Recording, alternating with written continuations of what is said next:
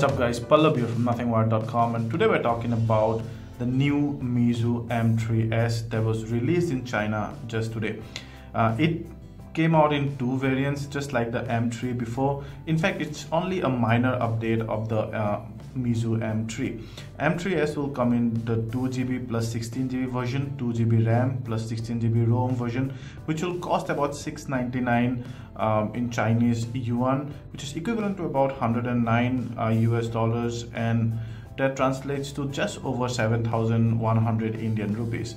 The 3GB and 32GB version will cost $899 yuan, which is I think about 136 US, and about 9,000, just over 9,100 Indian rupees, which, by the way, if released in India and keeping the price almost same, will coincide with the M3 Note here, which cost again just over 9,000.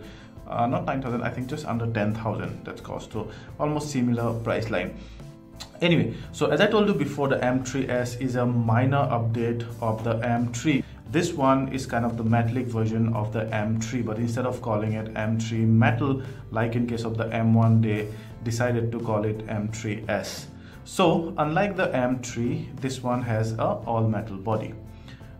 They say it's aircraft grade metal or whatever, and that's why it's also heavier, slightly heavier than the M3. Also, it has a bigger battery. Now it has a 3020 mAh battery. I think about 250 mAh more than the M3. As far as I'm concerned, I only found these two differences between the M3 and the M3S, and obviously the price. The M3 cost about $92. This one, as I told you before, cost about $106, the base model. Now talking about some of the other general specs sheet which are identical in both these phones are 5-inch screen, HD resolution. You have an MTK 6750 chipset, which is a 64-bit chipset, of course octa-core chipset, 2GB, 16GB or 3GB, 32GB. In both cases you get the same chipset. 3050 mAh battery here.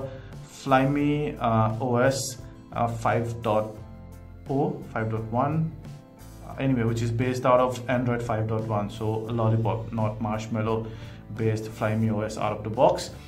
Plus you get the same 13MP plus 5MP camera. The 13MP camera has a f2.2 max aperture, and the front one is slightly faster at f/2.0. However, the 13MP camera also has a face detection autofocus system, just like the M3. It's dual SIM, dual standby, just like the M3 again, and it will come in 4 colors. You'll get a silver, you'll get a gray, gold, and not again a rose gold version. Another rose gold phone. They overkilled the gold last year, now they're overkilling the rose gold. Now what I think of this release, first of all, I don't know when will it come to India, M3S, and I don't know if they will actually release the 3GB or 32GB version, because then it will coincide with the price point of the M3 Note. If they decide to release the 2GB 16GB version also, I strongly suggest they keep it under 7,000.